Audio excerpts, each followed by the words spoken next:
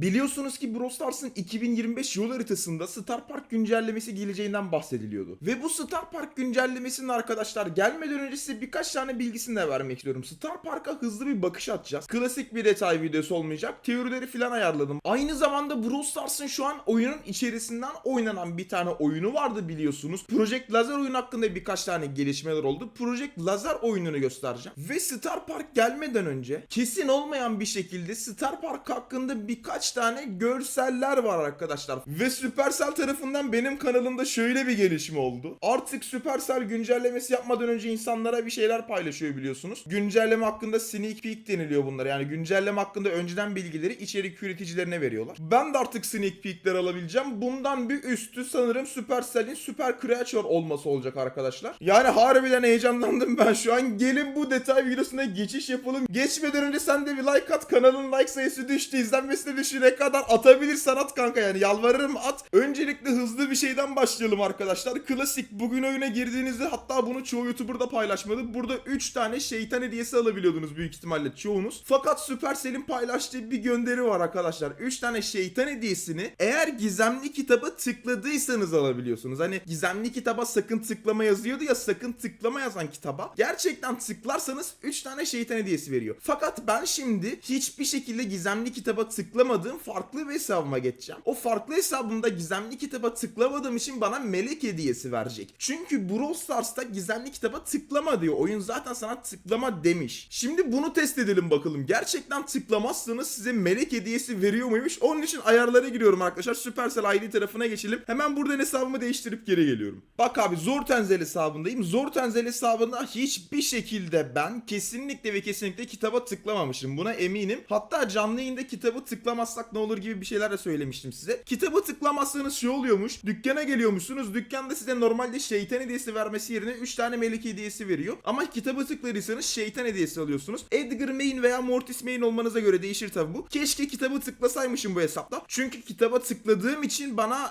tıklamadığım için bana şu an melek hediyesi verdi. Buradan Edgar main değilim ama kesinlikle Edgar Hyper Charge kostümü gelirse ağlarım tabi. Yani kitabı tıklamamanızın tek faydası burada melek hediyesi vermesiymiş. Ayrıca Brawl Stars'ın paylaştığı gönderinin altında arkadaşlar bir tane daha gönderi var. Bu ekranda Brawl Stars bize birkaç tane duvar kağıdı yapmış. İsteyen varsa buradan kullanabilir diyeceğim. Linkini de açıklama kısmına bırakacağım arkadaşlar. Şimdi bir de geçen Star Park güncellemesini biliyorsunuzdur arkadaşlar. Hatta videosu falan paylaşılmıştı. Bu Star Park güncellemesi 2025 yıl haritasına göre Frank'in açıklamalarına tekrar gelecek. Ve bu Star Park güncellemesi 2025'te gelmeden yani 2020 güncellemesinin ya da 2021'de olabilir pek hatırlamıyorum. Eski Star Park güncellemesinin bir reklam ajansı fotoğrafları var. Supercell bu Star Park görsellerini yaparken bir tane reklam ajansıyla çalışmış ve reklam ajansı aslında hiç paylaşılmayan Star Park görsellerini paylaşmış. Bunları paylaşmakta hiçbir sıkıntı yok. Fakat şimdi yeni bir reklam ajansı çıktı ve bu yeni reklam ajansı hiç görmediğim görsellerde paylaşmış ve bu reklam ajansının adını vermeyeceğim. Kesinlikle yeni güncelleme fotoğraflarını barındırıyor olabilir. Ama eski reklam ajansının, eski Star Park güncellemesinin hiç gözükmeyen fotoğraflarını göstermek istiyorum size. Burada bir sürü fotoğraf paylaşmışlar. Hatta bu reklam ajansının açıklamasına göre arkadaşlar buradaki fotoğrafların hiçbiri Brawl Stars'ı andırmıyor aslında. İnsanlar yani daha doğrusu Brawl Stars ismini kullanmıyorlar. Sadece andırıyorlar. İnsanlar tabii bunun Star Park videosu olduğu için Brawl Stars'la alakalı olduğunu tabii ki düşündü. Tabii ki bu bir sürpriz oldu. Bildiğim Brawl Stars'ta bir hikaye katmak için bunu yaptığını söylüyorlar. Bunu 2020 güncellemesinden bahsediyorlar burada. Fakat 2021 güncellemesinin fotoğrafları da var. Ama onlar çok tehlikeli. Aşağı doğru kaydırırsanız burada Sput yazısını görüyorsunuz. Hatta Brawl Stars'ın birkaç tane paylaşılan görselinde Sput ismini bol bol duyuyorduk. Sput isminin yeni karakter olduğunu düşünmüştük. Savaşlardan hatta Willow karakteri böyle bataklık karakterine Sput falan demiştik. Ama bunların hepsi yalanmış. Bunun da ne olduğunu öğrendim arkadaşlar. Brawl Stars'ta SPUD şu anlama geliyormuş. Sput bir şeyin kısaltmasıymış arkadaşlar. Star Park Union of Distressed Employees anlamına geliyor. ChatGPT'nin açıklamasına göre Brawl Stars evrenine ait bir konsept diyor ve buradaki hayali bir çalışanlar birliği veya sendikayı temsil eder. Distressed kısmı çok önemli. Burada sıkıntılı çalışanlar, zor durumdaki çalışanlar anlamına geliyormuş. Ve buradaki çalışanlar aslında bizi oyundaki karakterleri temsil ediyor arkadaşlar. Bu çalışanlar grubuna Spike gizli bir şekilde üye. Bu çalışanlar grubunun tabi kurucularından bir tanesi Colette, bir tanesi Edgar arkadaşlar. Çünkü Colette Star Park'ta çok sıkıntılı durumlarda çalışıyor. Ekrandan da gördüğünüz gibi. Ve Edgar'ın yanında çalışıyor. Edgar'la beraber aynı ortamda çalışıyor. Buradaki Star Park'ta stresli insanlar, stresli karakterler bir tane birlik kurmuş. Sendika kurmuş kurulmuş ve bunlar birbirini destekliyor. Aslında Star Park'ta iki grup var. Bir grup normal çalışanlar arkadaşlar. Bir grup buradaki stresli çalışanlar. Buradaki stresli çalışanlar Star Park'ın dünyayı ele geçirmesini istiyor. Şu an teori kısmına geçtik bu arada. Bunların kesin bir bilgisi yok ama yeni gelecek güncellemede bunların hepsini tabii ki görebileceğiz. Yani normal bir karakter grubu var. Bu normal karakter grubunun içerisinde arkadaşlar Bell var, Sam var. Yani bakın şu karakter, bildiğiniz Sam karakteri normal karakterler kısmına giriyor. Yani stresli karakterler değil. Hatta Sam'in Star Park kurucularından olduğu söyleniyor. Burada bir de Bell karakteri var. Bell'in de Star Park kurucuları olduğunu söyleniyor. Çünkü Bell ile Sam karı koca arkadaşlar. Burada hatta Bell'in soy ismine bakarsanız Star yazıyor. Geçmişte gerçekten yaşamış bir kadının soy ismi aslında bu. Ama bunun gerçek olmama ihtimali de var. Yani Star Park'ın kurucusu anlamında kullanmış da olabilirler. Ama Bell ve Sam Star Park'ın büyük ihtimalle kurucularından. Griff Star Park'ın patronlarından bir tanesi ama büyük ihtimalle o da çok stresli bir çalışan. O da Sput grubuna üye. Ama Bell ve Sam kesinlikle bu Sput grubuna karşı çıkıyor. Çünkü onların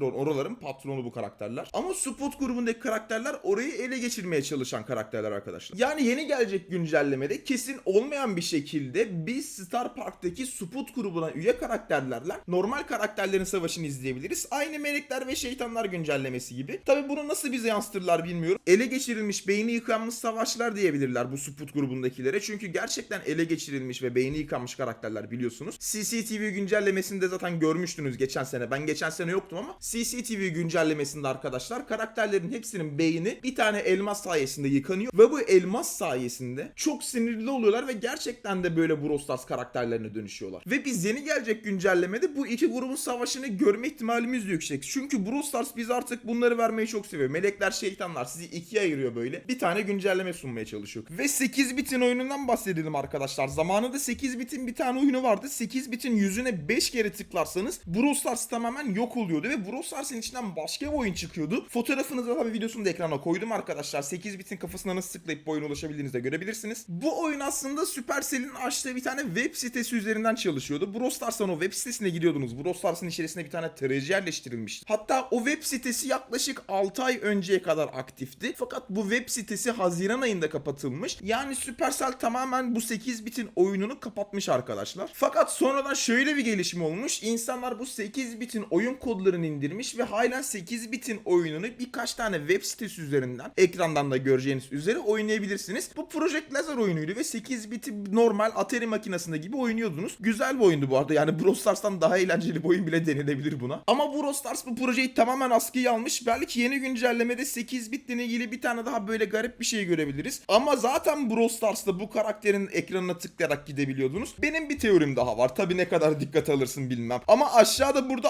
RT karakteri var arkadaşlar. RT karakteri de 8 bit karakterine çok benziyor. Ve RT'nin yüzüne basarsanız büyük ihtimalle Star Park videolarına erişebileceğiz yeni güncellemede. Ben böyle bir şey tahmin ediyorum. Çünkü 8 bitin yüzüne tıklayarak bir tane oyuna gidiyordunuz. RT'nin yüzüne basarak da böyle 5 kere bir tane Brawl Stars'ın kamera görüntülerine ulaşabileceğiz diye umuyorum arkadaşlar. Ve Star Park Brawl Talk'u çekilmeden önce arkadaşlar Star Park'ın kamera arkası görüntüleri de ortaya çıktı. Burada insanların kamera arkasında neler yaptığını görebilirsiniz. Aslında burası tamamen bir stüdyoymuş. Bunu da Starshiv diye bir tane Twitter grubu var. Böyle Star Park'taki her şeyi arşivlemiş bir grup. Buradaki Twitter grubunun paylaştığı görsellerde burada bildiğiniz figüranlar var aslında. Yani bildiğiniz şeyler var. Gerçek olmadığını, ne kadar da korkunç olmadığını buradan görebilirsiniz zaten. Farklı bir fotoğrafta Star Park'ın sunucusu bildiğiniz mağaraya giriyor. Tabi bunların hepsi ama hepsi arkadaşlar bildiğiniz stüdyo görüntüleri. Bir sürü gizli kamera arkası görüntüleri paylaşılmış böyle. Yaklaşık bunu Haziran'ın 9'unda paylaşmışlar. Bu kamera arkası görüntüleri de size vermek istiyorum. Çünkü üstünden 4 yıl geçmiş. Yeni gelecek Star Park güncellemesinin kamera arkası görüntülerini de direkt çıkar çıkmaz vermeye çalışacağım. Ne zaman gelir bu güncelleme bilmiyorum. Tahminim Star Park güncellemesi yine de Aralık'ta gelecek gibime geliyor. Çünkü Brawl Stars Aralık ayına, daha doğrusu yeni yıla böyle çok büyük bir güncellemeyle girmek isteyebilir. Ve aslında Star Park'taki görseller vardı arkadaşlar. Birkaç tane görsel paylaşılmıştı ve bu Star Park'taki görsellerin çoğu aslında gerçek hayattaki birkaç tane filmden, gerçek hayattaki birkaç tane lokasyondan, daha doğrusu parklardan esinlenilmiş görsellermiş. Ekrana koyuyorum. Bunu Reddit'te 4 yıl önce paylaşılmış bir tane posttan buldum. Adamın adı yok. Adamın Reddit hesabı silindiği için adama kredi de veremeyeceğim. Ama buradan görsellere bakalım. İlk görselimiz arkadaşlar Iron Man 2 filminden geliyor. Iron Man 2 filmini editlemişler. Bunu bu şekilde buraya koymuşlar ve bu arada bu görseller arkadaşlar Star Park'ın web sitesi vardı. Orada paylaşılmış. Aşağıda bir tane Rico'nun olduğu fotoğraf görüyorsunuz. Şimdi bu Rico'nun olduğu fotoğrafın orijinal halini göstereceğim size. Burası Amerika, New Jersey'de içinde bir tane parkmış arkadaşlar. Eğlence parkı Palisades Amusement Park diye geçiyor. Bu parktaki görseli almışlar, Photoshop'la editleyip bir şekilde bize bu şekilde paylaşmışlar. Tamamen aynı görsel. Sadece birazcık Photoshop'la editlenmiş sizin de görebileceğiniz üzere. Ve onun altında da gördüğünüz gibi kafasında şapka takan, Star Park şapkası takan iki tane çocuk. Ortalarında annelerini görüyorsunuz. Sanki Star Park'ta eğleniyor gibi bir tane görüntüsü var. Aslında bu da Vietnam'da bir tane internet sitesinden alınmış bir görselmiş dediklerine göre. Ne kadar doğru bilmiyorum ama büyük ihtimalle doğrudur. Çünkü önceki görseller doğru. Bunları da arkadaşlar bu şekilde anlayabilirsiniz. Yani Star Park'ın aslında görselleri insanları yanıltmak üzere kurulmuş. Çünkü Star Park'ın amacı bu aslında. Brawl Stars'ın bütün amacı buydu. İnsanları yanıltmak Star Park'ta. Gerçekten de başarılı oldular burada. Ve halen size unutmadan önce bir şey daha göstermek istiyorum arkadaşlar. Brawl Stars'a karakterlerden Miko'ya gelirseniz, Miko'nun animasyonunda Miko elinde bir tane fotoğraf tutuyordu ve fotoğrafın altında Marty yazıyordu ve Marty karakteri oyuna halen eklenmedi arkadaşlar. Bu karakteri oyunda halen göremiyoruz. Bu karakter kimdir? Ne zaman gelecek bilmiyorum. Yeni gelecek güncellemelerde oyuna Marty gibi bir karakter gelebilir ve bu da Miko ile aynı grupta olur diye tahmin ediyorum. Böyle bir karakterin gelme ihtimali de oldukça yüksek. Çünkü bu karakter halen oyuna eklenmedi. Bunu tekrar hatırlatayım. Sizce bu karakter ne olur? Yorumlara lütfen yazın. Ve aynı zamanda size görüp görebileceğiniz en büyük detaylardan ve teori değil aslında, neredeyse normal bir bilgiden bahsetmek istiyorum. Colette ve Edgar ile ilgili arkadaşlar. Brawl Stars'ta sadece Brawl Stars ismini söyleyen iki tane karakter var. Bir tanesi Colette arkadaşlar, biliyorsunuz. Hatta meşhur sözlerinden bir tanesi şu: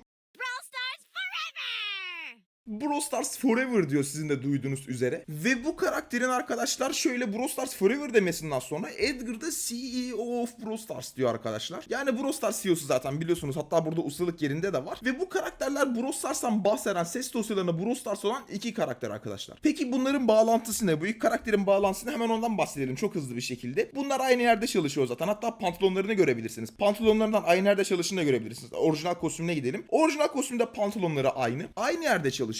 Çünkü Colette Star Park'ın ne olduğunu biliyor. Star Park'tan kaçmış. Star Park'tan kaçtıktan sonra Brawl Stars hakkında bütün bilgileri öğrenmiş. Ve Edgar'la beraber aynı çalışma ortamında çalıştığı için Star Park'a tekrar girip Edgar'a da bunları anlatıyor. Ve Edgar'la Colette Brawl Stars hakkındaki her şeyi biliyor arkadaşlar. Ve oyunda karakterlerin ağlama emojisi vardır biliyorsunuz arkadaşlar. Grom'un ağlama emojisini göstereceğim öncelikle size. Grom'un ağlama emojisi normal bir ağlama emojisi. Burada bildiğiniz gözyaşı döküyor. Fakat burada başka bir karaktere gideceğiz şimdi. Yeni çıkan karakterlerden bir tanesi. Hatta o kadar da yeni çıkmadı ama artık yeni çıkmış diyelim biz buna. Barry karakterine hemen gidelim. Barry karakterinin ağlama emojisi arkadaşlar tamamen gözyaşı, gördüğünüz gibi gökkuşağından yapılmış. Gökkuşağından yapılmış bir gözyaşı akıyor gördüğünüz üzere. Ve bu Barry karakterinin gökkuşağı gözyaşından sonra Mandy karakterinde de bu var ve Mandy'de bu daha çok belli. Çünkü Mandy karakteri zaten şeker diyarından geliyor. Hatta ağlama emojisine bu şekilde bakabilirsiniz. Bu iki karakterin hiçbir ortak noktası yok. Tek ortak noktaları şeker diyarından gelmeleri arkadaşlar. Bu Brawl Stars'ın Candyland güncellemesi oluyor bu da. O yüzden bunu da buraya koymak istedim. Bu da bayağı ilginç bir bilgi. Bu iki karakter dışında çoğu karakterin ağlama emojileri aynı. Robot karakterlere bakabilirsiniz. Onlarınki birazcık değişik. Çünkü Sutu'nun göz rengi falan değişik. Başka robot karakterlerin göz renginden. Ve şimdi size ilginç bir şey göstereceğim arkadaşlar. Burada Natcon diye bir hesap var. Brawl Stars'ın haberler kısmında paylaştığı, en aşağı doğru kaydırıp daha fazlasına basarsanız, daha fazlasına bastıktan sonra kupa güncellemesi var burada biliyorsunuz. Bu kupa düzeni güncellemesine geçerseniz aşağıda arkadaşlar bir tane Brawl Stars'ta karakterin profili paylaşılıyor. Ve bu karakterin profilinde arkadaşlar şöyle klan kısmına bakarsanız buranın editlenmiş olduğunu fark edeceksiniz. Ama aslında burası editlenmemiş. Buradaki hesabın profiline bakın arkadaşlar. 8DQ gibi bir tane oyuncu kodu var. Şimdi bu oyuncu kodunu Brawl Stars'ın Brawlify sitesinden bakalım. Brawlify bu arada Brawl Stars'ın değil, fan yapımı bir tanesi ama yine de oraya bu kodu yazabilirsiniz. Bu hesap arkadaşlar Lazer 2 diye bir tane kulübü üye ve bu Lazer 2 kulübü tamamen Supercell'in kurucuların olduğu bir tane kulüp. Orada kulüp kısmının editlendiğini size göstermiştim. Buradan arama kısmına zaten bunu çoğu YouTuber gösterdi ama bu şekilde göstermedi. Buraya arkadaşlar Lazer 2 kulübünün etiketini yazacağız şimdi. Bu Supercell kurucularının olduğu bir tane kulüp. Kulübün etiketi bu şekilde, ara kısmına bastım ve Lazer 2 diye bir tane kulübü buluyorsunuz. Burada arkadaşlar Profesör P'yi görüyorsunuz. Brawl Stars'ın topluluk yöneticilerinden Adrian'ın hesabını görüyorsunuz. Hatta burada Supercell ID'si var. Burada Dani'nin hesabını görüyorsunuz. Dani bu arada oynayan bir herif galiba. Burada açıklama yapmaktan oynayacak zaman da bulmuş. Artistik Dani diye burada bunun da gördüğünüz gibi Supercell ID'si var. Burası tamamen gerçek bir kulüp. ve bunu Frank kurmuş arkadaşlar. Bu da Frank'in hesabı. Bu Frank'in main'i de galiba burada gördüğünüz karakter. Adrian'ın main'i de Kenji'ymiş. Şeyin main'ini çok merak ediyorum ya. Burada Natcon diye hesap vardı ya orada gözüken şey. Buradaki Natcon